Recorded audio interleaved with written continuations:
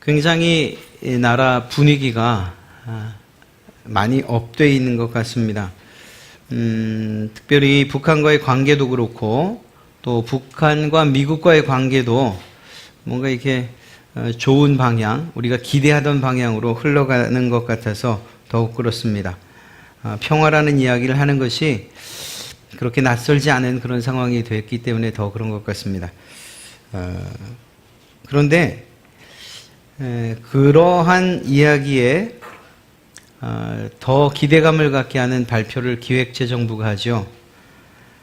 회복세가 지속되고 있다, 이렇게 평가를 했습니다.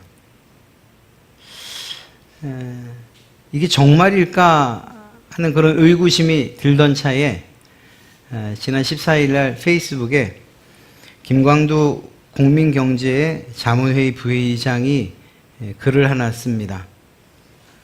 그 전체적인 내용은 이런 거예요. 기획재정부에 관한 그들의 발표에 대한 의구심을 아주 노골적으로 표현한 겁니다. 침체 국면의 초입이다, 이렇게요. 국민경제자문회의는 대통령 직속 경제자문기구죠. 그러니까 발표된 그런 기재부의 발표에 대해서 뭔가 이렇게 잘 안 맞는 듯한 그러한 뉘앙스를 이 자신의 글에 올린 겁니다. 오히려 지금 침체기로 접어드는 상황이다라고 얘기를 했는데, 그런 근거로 이렇게 얘기합니다. 생산과 투자 지표가 너무 부진하다, 이렇게 이야기를 합니다. 작년 말과 그리고 올해 초반에 이러한 부진의 조짐이 더 뚜렷해졌다, 이야기를 합니다. 둘째는 OECD의 경기 선행지수라고 이야기를 하는데요. 그게 100 수치 100의 아래로 떨어지면 그러면 경기가 하강기에 접어들었다라는 징조로 일반적으로 받아들인다고 합니다. 그런데 저희가 100에 가까운 99.8로 100 아래로 떨어진 거죠. 또 셋째는 2분기의 성장이 여전히 불안하다, 이런 여러 가지 이유를 들어서 침체 국면의 초입 단계라는 그러한 표현을 한 겁니다. 정부의 진단과는 달리. 사실 어디에다가 한 표를 던질래? 라고 저에게 묻는다면 체감하는 게 두 번째 의견이에요. 두 번째. 뭐가 좋아지는 것 같은 그런 느낌을 못 받겠어요. 그래도 여전히 정부에서는 수출 호조 때문에 그 회복세는 이어져 갈 것이다. 그리고 그 수출에서 가장 큰 퍼센트를 차지하는 게 반도체지 않습니까? 반도체 수출이 계속적으로 경기 회복의 흐름을 지속해 할 것이다, 이렇게 이야기를 합니다. 그런데 안타깝게도 그것에 대해서 다른 이들은 이제 얼마 지나지 않아서 대만에서 반도체를 만들기 시작하면, 그러면 그리고 그 라인이 형성되면 아마 쉽지 않을 거다. 또 거기에 중국까지 반도체 라인을 증설하면 그 효과는 뚝 떨어질 거다, 뭐 이렇게 얘기를 합니다. 제가 요즘 잘 살고 있다, 못 살고 있다, 이 얘기를 말씀드리려는 건 아니에요. 언제나 그리스도인은 해피하니까요. 그렇지 않으십니까? 네, 그래야죠. 그렇게 살아야죠.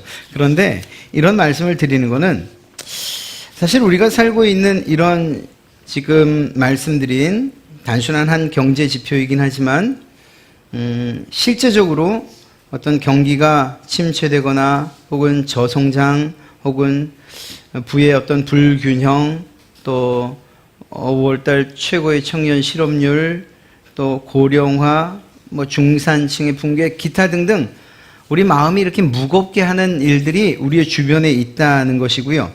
그런 상황 가운데에서 삶의 의욕과 그리고 이런 소망, 혹은 좀 다른 표현이긴 하지만, 다른 뉘앙스를 주지만, 이런 욕망마저 우리가 꺾여지는 건 아닌가 하는 이런 생각을 하게 돼요. 오늘 우리가 읽은 이 말씀에 보면 38년 된 병자가 나오는데 사실은 그가 그런 모습이에요. 어떤 분들의 말씀을 듣다 보면 동의해요. 38년 된 병자, 낫고자 묻는데 거기에서 나을 수 없는 핑계를 어쩌면 이렇게 잘 되는지, 낫고자 하는 의욕조차도 그에게선 발견할 수 없어. 뭔가 부정적이고 그리고 안 된다는 생각이 가득 차 있어 라고 그렇게 이야기하시는 분들, 맞습니다. 그런데 그런 생각들을 왜 갖게 됐을까 하는 생각도 한번 해봐야겠죠. 그거 38년 전 아프기 시작할 때, 그래서 그 베데스다 연못을 찾아왔을 때도 그 처음에도 그런 마음이었겠는가? 그건 아닐 것 같아요. 할 수만 있었으면 이번 기회에 내가 뛰어들어야지. 할 수만 있으면 내가 이번엔 못했으니까 다음엔 뛰어들어야 되지. 이런 의욕들이 그래도 초반에는 있지 않았겠습니까? 그런데 그 시간이 너무 길어지고 그리고 변화되는 것 없고 여전히 아픈 그러한 몸으로 38년 동안을 지내오니까 이제는 누가 나를 던져주지 않아서 집어넣어 주지 않아서 그래서 자기의 문제가 아니라 오히려 다른 사람에게까지 그 핑계를 대고 있는 이러한 모습들로 변한 것은 아닌가 생각합니다.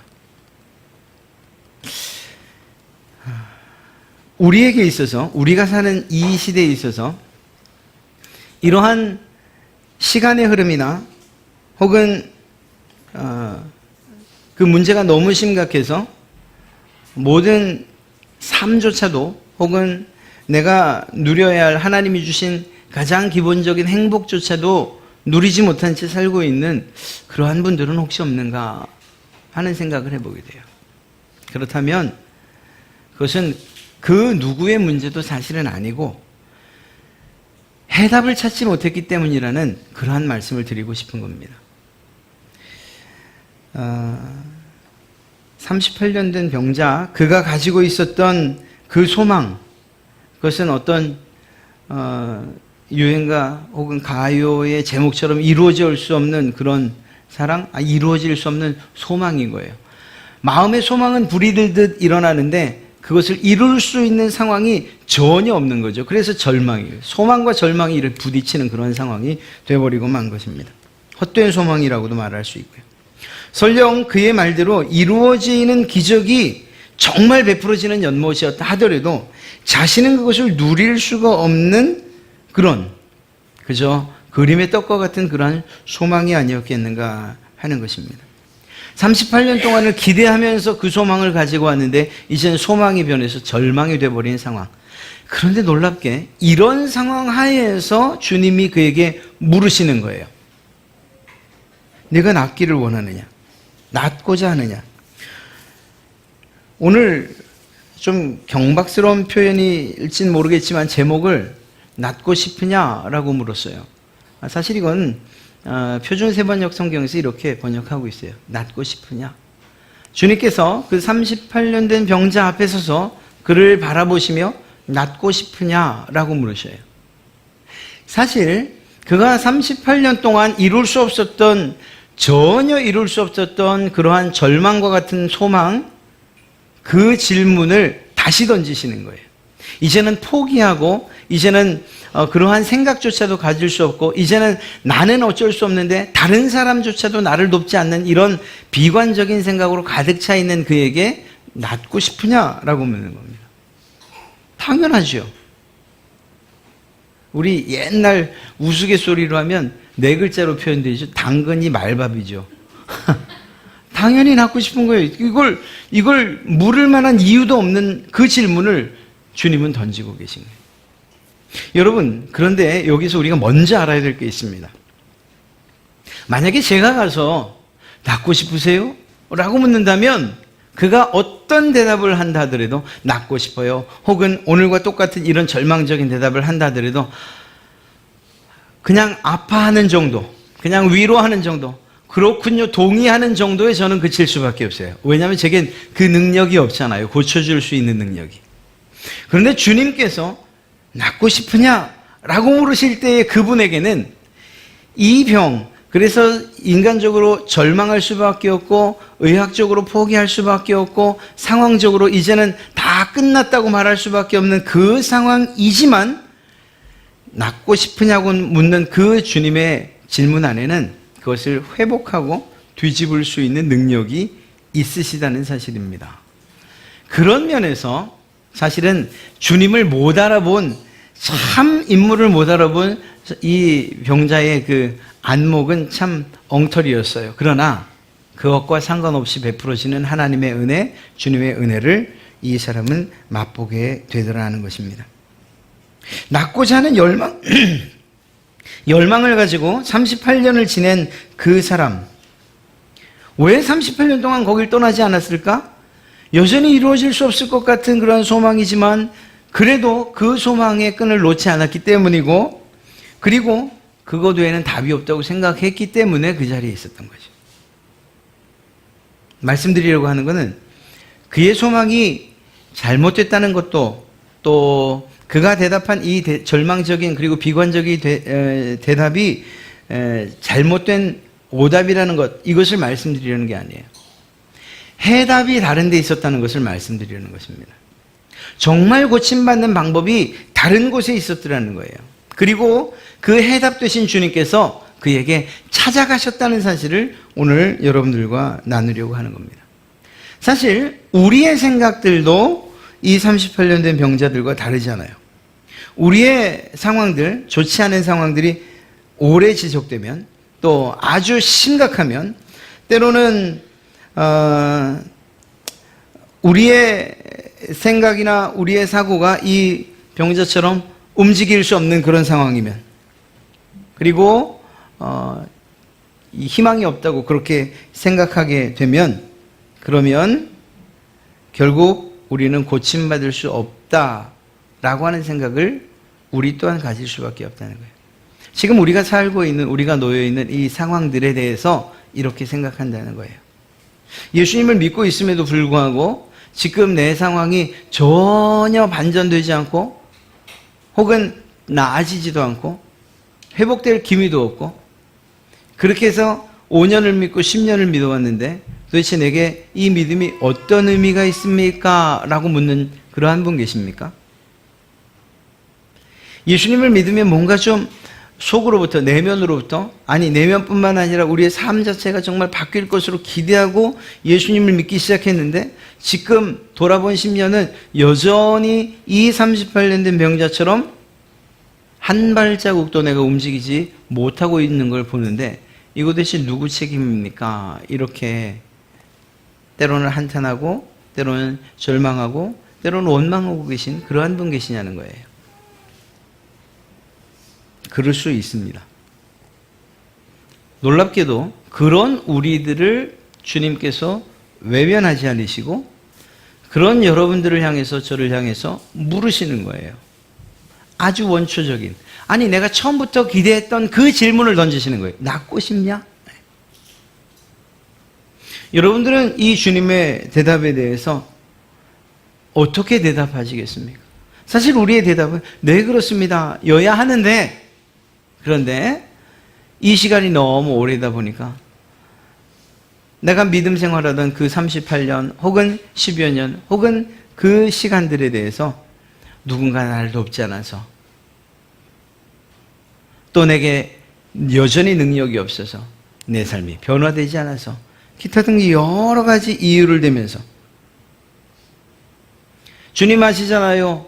이 지금 우리가 사는, 내가 사는 세상, 돈 없으면 힘들고요, 백 없으면 힘들고, 못 배우면 힘들고, 인맥 없으면 또 사람들 알지 못하면, 그러면 인생에서 회복되는 것, 또 행복을 얻기 힘들다는 것 주님 잘 아시잖아요. 내게 그런 기회들이나 그런 일들이 전혀 제공되지 않았어요 라고 이야기하는 거죠. 정말 그런가? 정말 그것이 답이었는데 하나님이 그것을 주지 않으신 건가? 아니면 답이 그것이 아니고 그 돈이나 백이나 혹은 어떤 삶의 환경들이나 조건들이 답이 아닌데 내가 그것을 답으로 여기서 그것들만이 나의 문제를 해결할 수 있다고 그렇게 그것만 바라보면서 기다리고 있지 않았던가 하는 이런 생각을 오늘 해봐야 된다는 거예요. 베데스다 연못, 오늘 여러분들 읽은 말씀을 보면 말입니다. 이 3절 중반에 괄호가 쳐져 있어요. 대괄호가. 그 내용은 물의 움직임을 기다리니 이는 천사가 가끔 못에 내려와 물을 움직이게 하는데 움직인 후에 먼저 들어가는 자는 어떤 병에 걸렸든지 낫게 되밀어라. 이 말은 어떤 사본에는 없는 말이에요. 그러니까 이게 진짜 신빙성 있는 말인지 아닌지조차도 사실은 성경의 저자도 정확히 알 수 없어요. 그래서 이렇게 괄호를 쳐놓은 거예요. 그냥 어찌 보면 그건 미신에 불과한 거였죠.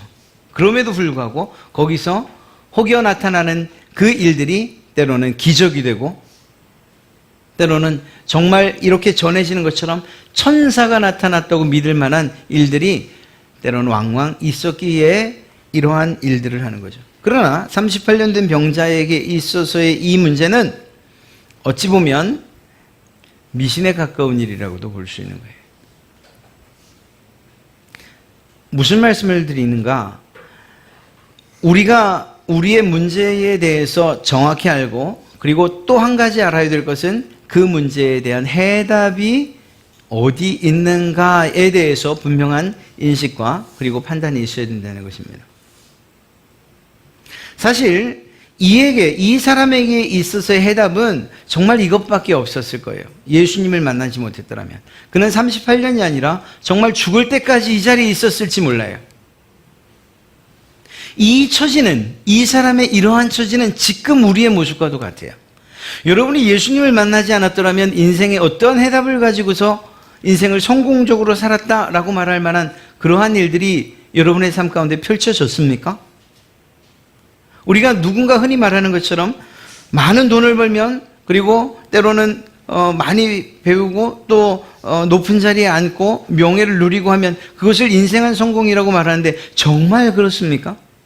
그것이 이후 하나님 앞에 가서도 유지될 만한 그러한 인생의 성공이라고 말할 수 있고 자신할 수 있습니까?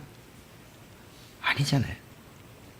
그렇다고 한다면 우리 또한 정말 이 세상에 수없이 많은 베데스다 연못가에 있는 많은 미신과도 같은 그러한 것들, 안개처럼 사라질 그러한 목표들, 나를 고칠 것이라고 여기시는 것들을 우리의 주변에 늘 두고 살았던 거예요. 그것들이 해답이 아님에도 불구하고 말입니다. 그 해답은 오직 예수 그리스도에게 있는데 38년 된 병자에게 오직 예수 그리스도만이 답이었어요. 참으로 감사한 것은 주님께서 그에게 찾아오셨다는 사실이 감사한 것입니다. 그가 움직일 수도 없었고 누군가 돕지 않으면 물에 던져지지조차 못하는 그러한 상황이었다는 사실을 누구보다 주님이 아셨고 그 주님께서 그의 마음 가운데에 정말로 비관적인 그리고 낙심과 절망만 가지고 있다. 그래서 누구도 믿지 않고 누구와 대화하지 않으려는 그러한 사실도 알면서도 그에게 주님이 찾아가셨어요. 그리고 그에게 가장 필요한 질문을 던지신 거예요. 낫기 원하는가? 그 말은 무슨 말이죠? 낫고자 원하냐? 내가 고쳐주마. 낫고 싶으냐? 내가 고쳐주마. 이 말씀을 하고 계신 거예요. 지금 우리들에게도 말입니다. 동일한 이야기를 하고 계신 거예요. 우리의 인생이 아프다, 망가졌다, 부서졌다 이러한 이야기를 하는 건 아니에요. 그런 분들도 있고 그렇지 못한 분들도 있고 정말 예수님 없이도 행복을 누리는 사람들이 있고 또 그렇지 못한 사람들이 있고 그러나 그러한 상황들과 상관없이 여전히 우리는 베데스다 못가에 있는 이 38년 된 병자에 지나지 않는다는 사실이죠. 우리가 인정하던 하지 않던 예수 그리스도를 못 만났다면 우리는 정말 허황된 해답 그리고 미신과도 같은 해답을 앞에 두고서 그것만이 정답이라고 우리의 인생을 거기에 다 올인하고 쏟아버리고 있는 거죠. 우리가 많은 것들을 누렸다 하더라도 여전히 그 못가를 떠나지 못하는 38년 된 병자와 같다라는 거예요. 이 사람에게 주어졌던 은혜가 오늘날 동일하게 여러분과 저에게도 주어졌어요. 주님이 찾아오신 거예요. 이 얼마나 감사한 일인지 알 수 없어요. 우리는 흔히 생각하기를 내가 내 믿음을 선택했다. 내가 내 교회를 선택했다. 그리고 내가 하나님을 찾았어. 절망과 어려움, 고통과 외로움 가운데 내가 하나님을 찾았더니 주님이 내게 오셨어 라고 이야기를 하길 좋아합니다. 그러나 그 말은 분명히 잘못된 이야기예요. 우리는 하나님을 찾을 수도 없고 그분의 은혜를 구할 수조차 없는 존재예요. 선천적으로 그래요. 본질상 그래요.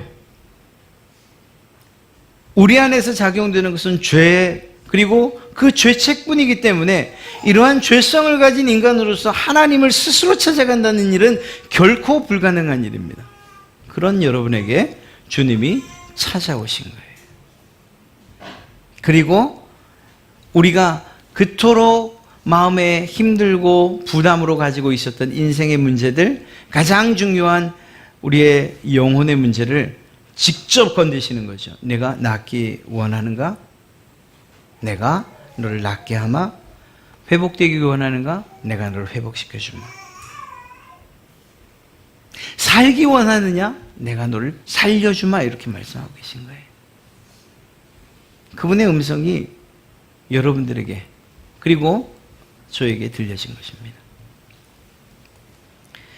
안타까운 것은, 참으로 안타까운 것은 그 해답이 예수 그리스도이심을 알면서 그분의 주위에 머무르면서 신앙생활을 한다고 하면서 여전히 베데스다를 그리워하는, 여전히 정답이신 예수 그리스도는 바라보지 못하는 그러한 안타까운 이들이 있다는 거예요. 예수 그리스도를 믿는 그 목적, 주님께서 우리에게 찾아오신 그 목적이 그저 이 땅 가운데에서의 삶의 편리와 유익과 그리고 누리는 것뿐이라고 생각하는 그러한 분들 말입니다.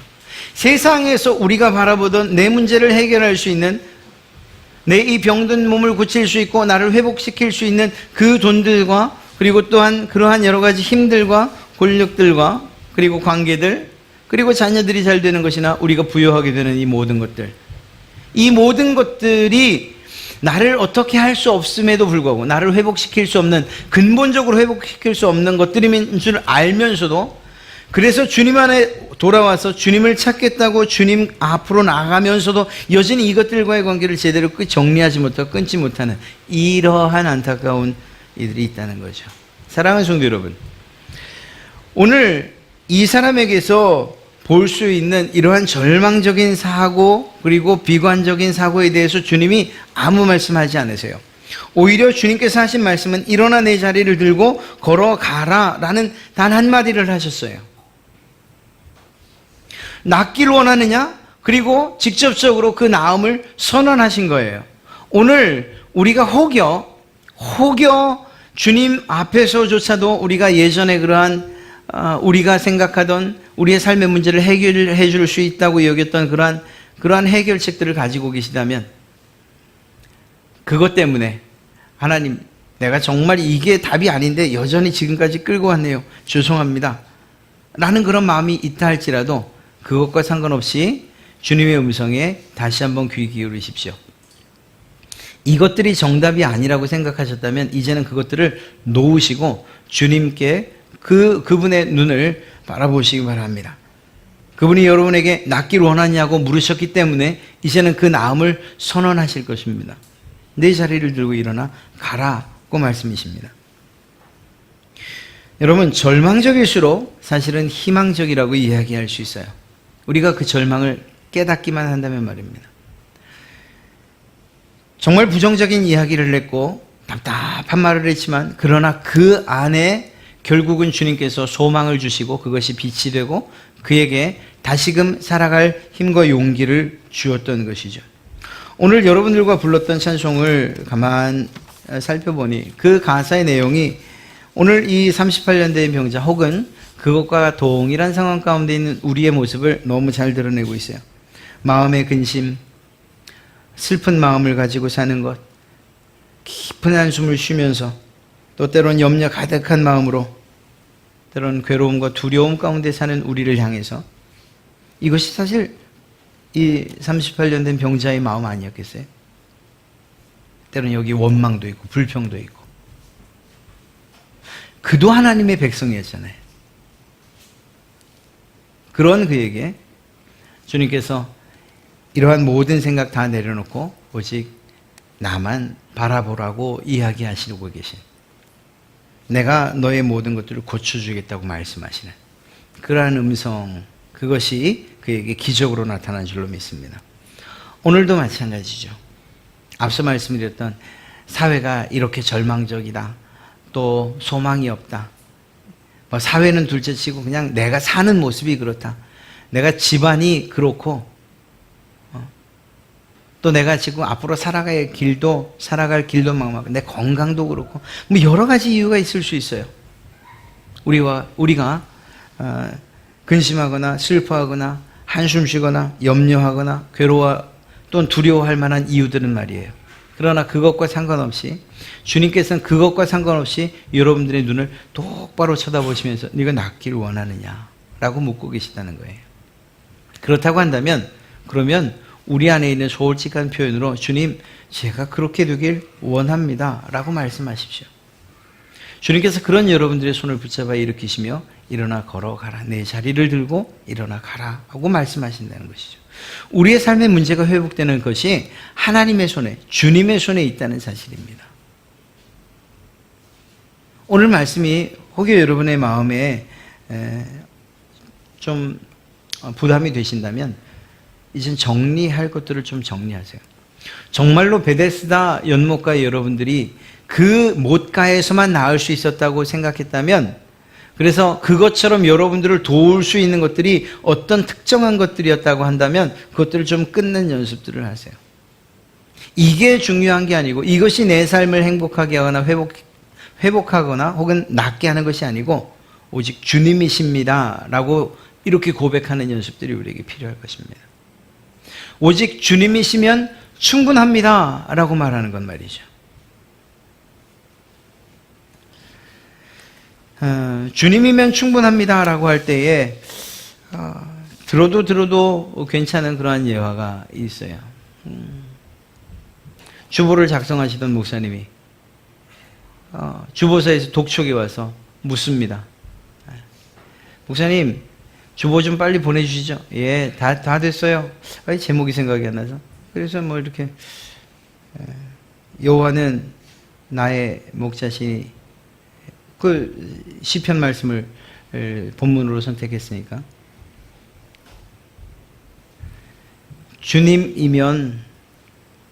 주님이시면 그 제목을 써갖고 보낸 겁니다. 전화가 왔어요. 뭐 이상한, 주님이면 이게 도대체 무슨 제목이 이렇습니까? 여보세요? 예, 목사님, 그 제목이 잘못된 것 아닌가요? 그 제목이 뭐죠? 예, 그 주님이면 충분합니다. 그렇게 쓰시면 돼요. 다음날 주보를 봤는데 주님이면 충분합니다가 제목이 돼서 나온 거예요. 그런데 그 제목을 보는 순간 목사님의 마음에 큰 감동이 온 거죠. 그렇지, 주님이면 충분하시지. 주님이면, 예수 그리스도면 충분하지 않습니까? 여러분들에게 우리의 모든 삶 가운데 정말 예수 그리스도면 충분한 것 아닙니까? 그것 외에 또 다른 것이 필요하십니까? 있으면 좋지요?